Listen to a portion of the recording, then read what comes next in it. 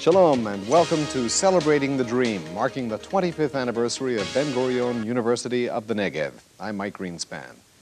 During the next few minutes, we're going to look back at a quarter century of achievement and look forward into the university's vision of the future. Joining us in the studio and on location will be members of the student body, faculty, and administration, along with the people of the Negev, whose lives have been touched by BGU's work. In historical terms, 25 years is a relative drop in the bucket. But when you consider the lay of this landscape 25 years ago, you can see vividly just how much things have changed. More about that in this special report from Miriam Hirschlad. When Israel was established in 1948, Beersheba probably looked much as it had in biblical times, a small outpost in the bleak Negev desert. But some had a bold new vision for the region, chief among them, David Ben-Gurion. Jewish society needs the Negev, and it must bring its people here. The vision fueled groups of pioneers to build kibbutzim and begin making the desert bloom. Later, an influx of immigrants swelled Beersheba's population. It was a city in the making. A small community of scientists and academics dreamt of a place where study and research could bring progress to the entire region, and they called their dream the Institute for Higher Education in the Negev. Studies got underway with help from Israel's top institutes of higher learning, which provided books, equipment, and academic staff. Classes were held in high schools and storefronts, but the institute developed a nationwide reputation for its unique academic environment, and in 1969 the government of Israel voted to create the University of the Negev. Construction got underway on the new campus's first building, the Zalman Aran Central Library. Those first years, the identity of the university crystallized. The focus was on subjects that brought students and faculty into an interactive relationship with their surroundings. Studies were weighted toward the natural sciences, but the human element was always there. The medical school treated the people of the region. The Faculty of Engineering Sciences helped the Negev make technical and economic strides, and the desert was carefully studied at the Institute for Desert Research at Kibbutz Sde Boker, the home of David Ben-Gurion, the man behind the dream. After his death in 1974, it was only natural that the school be renamed Ben-Gurion University of the Negev. The only true realist is a dreamer. Ben-Gurion University of the Negev has come a long way in 25 years. Today there are 10,000 students on campuses in Beersheba and Sde Boker, and groundbreaking work being done in fields ranging from the basic sciences through medicine to the humanities and liberal arts. Its commitment to academic excellence and pioneering achievement has turned the dream into reality. There you have it. 25 years and more of history in the making. Consider for a moment the first members of BGU's administration and its faculty. Were they wild-eyed dreamers, or were they simply wild? Were they visionary pioneers, or were they just slightly out of their minds? Whatever they were, coming to Beersheba to staff and operate a fledgling institute for higher education must have been a huge gamble for them with their academic careers on the line. So what was it that motivated them, and what did they find when they got here? Some reflections now from Professor Tzvi Pelach. He was the university's second rector, and from its first president, Professor Moshe Privas. Welcome. Professor Pelach, what did you find? What kind of a place was it to teach classes in, to run a university in? No academic staff, no buildings, a small institute of higher education. It was at the basis of it was in Aya's house, and that's it. Professor Privas, you had your career well established. Why would you come to a place like the one just described by Professor Pelach? But you see, you said it yourself. Were they wild? Yes, they were wild in my language, in medical language, in Latin. It is called meshuke. We have to be meshuke. This is the first ingredients. But speaking seriously, I was practically managed by three things. First is the challenge. Second was a coincidence. And third was a chantage. Tzvi Pelach, you did convince people to move down here. The faculty now lives in Beersheba. How does the fact that they live here influence the relationship between the university and the community surrounding it? Because those people who came here and lived here, their children also had to go to school here. For sure, people of the academia really wanted their children even to have better education. Professor Privas, you also sought to influence the community by the university's presence here. You wanted to set up a kind of medical school which would have an influence on the community. What kind of physicians did you want to educate? You see, I came here after 25 years being dean of the first medical school in the country, the Hebrew University, Hadassah Medical School. And then I was overloaded by the typical high academic atmosphere of an institution which looks mainly for promoting of science, more than promoting of health. You've been here since the very beginning, and at the time of the beginning, many skeptics in other places asked serious questions about the need to establish a university here in Beersheba in the first place.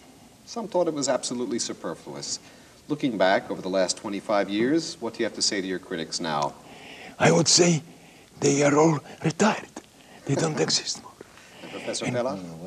What could be said? Look at the buildings, look at the students, look at the achievements. This is the real answer. Two old-timers, voices of experience, and still very much contributing to the spirit of Ben-Gurion University. Professor Moshe Privas, Professor Tzvi Pelach, thanks very much for joining us. And so a university came to Beersheba, and from the very beginning, the academic institution and its hometown began having an influence on one another. The next few years brought tremendous growth, new departments and research centers, and an international reputation for academic excellence. But the university's hallmark remained its unique relationship with its surroundings, both physical and human. Miriam Hirschlag brings us a concrete example now, the story of a medical researcher for whom the boundaries of the laboratory simply can't compete with the world beyond it. Watch.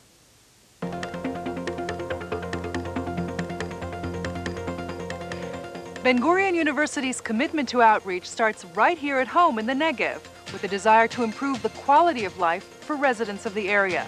One outstanding example of that commitment is the treatment and research of genetic disorders among the local Bedouin Arab population. The person spearheading this crucial work is Dr. Rivka Karmi. She's a woman who's going places.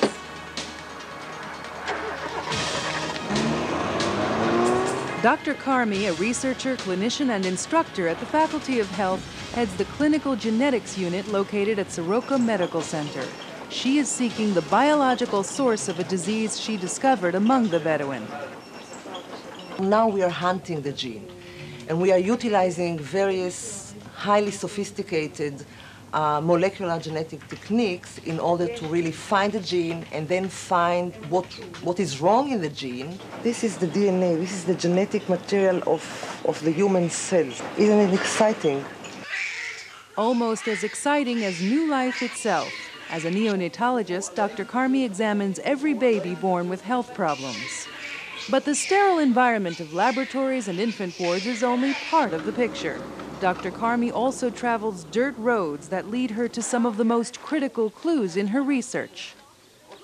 The community's tightly woven family structure includes intermarriage. This has led to recurring birth defects.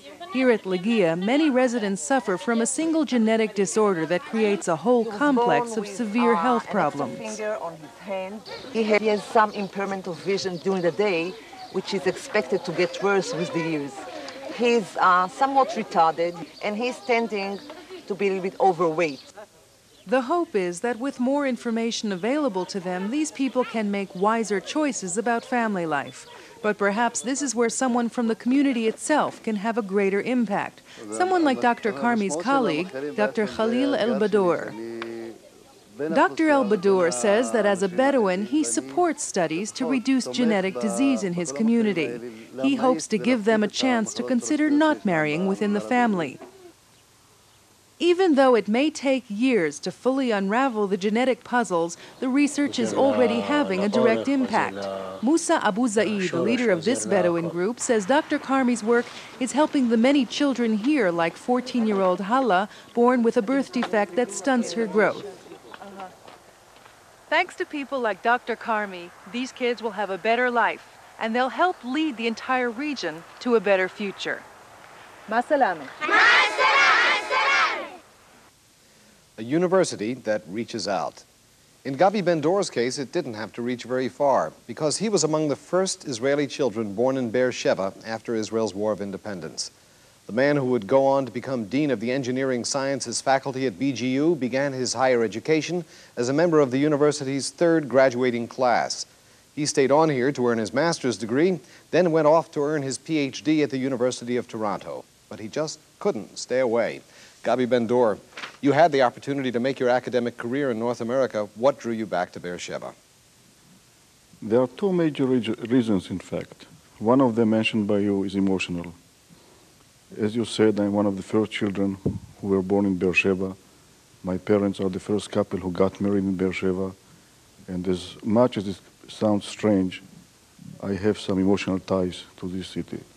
The second one is professional. When I finished my PhD, this university was about 10 years old. This was a unique opportunity for me to come back, to influence the development of this university, and also shape its future. Professor Ben-Dor, you specialize in the study of shockwaves. That's an area in which the horizons are as limitless as outer space, right? Shockwaves are, in fact, the mechanisms, or the mechanism by which energy which is released in very short times is distributed into the surroundings. If you hear the boom of an explosion or the thunder of a lightning, these are really shock waves. And we'll go on talking about that in just a moment. And in just a moment, we'll be meeting another of the university's earliest graduates.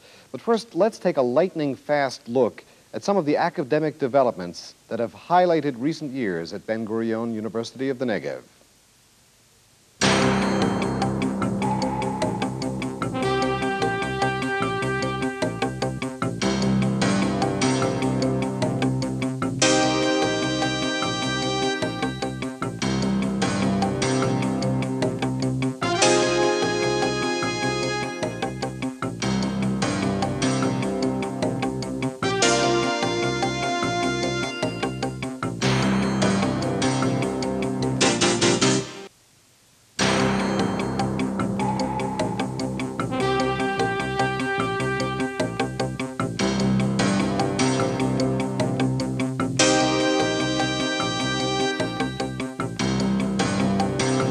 Ben-Gurion University of the Negev is constantly growing, constantly developing, adding new faculties, new facilities, and new possibilities for the students of today and tomorrow.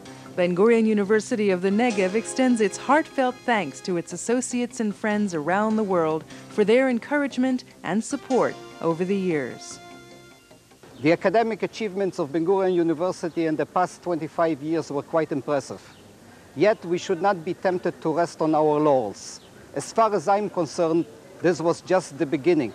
We should move now towards securing our position as a leading university, a university known for the quality of its programs, for the excellence of its teaching, and for the significance of its research.